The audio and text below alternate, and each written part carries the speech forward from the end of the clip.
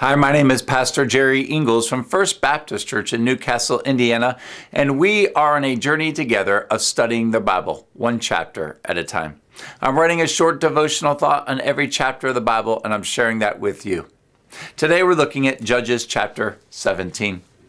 As the book of Judges starts to come to an end with its final two stories, the situation has worsened for Israel.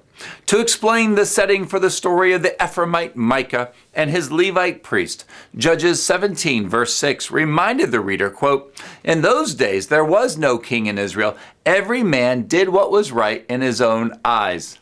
The absence of a strong central leader in Israel was responsible for not only the anarchy of the tribes culminating in civil war by the end of the book, but also to the widespread religious apostasy, which is the focus of this chapter.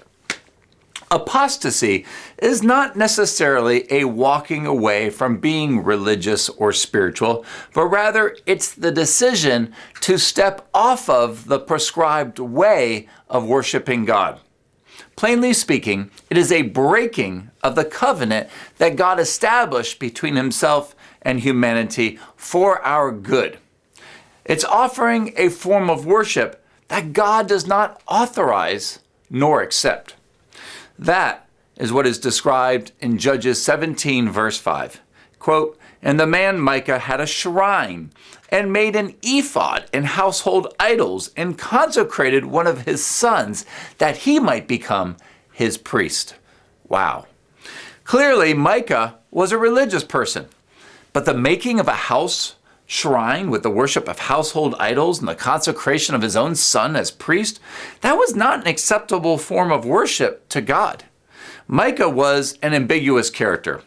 While he does not seem to be filled with evil intent, he was simply doing, here it is, what was right in his own eyes. He wandered out of the prescribed way of Yahweh. It was this sort of misguided behavior that went unchecked by a strong leader that ultimately led to the corruption of the priesthood and the people, ending in the nation's destruction. Seize the moment and walk in the way of God. Follow the way of Jesus and worship God in spirit and in truth. Seize the moment.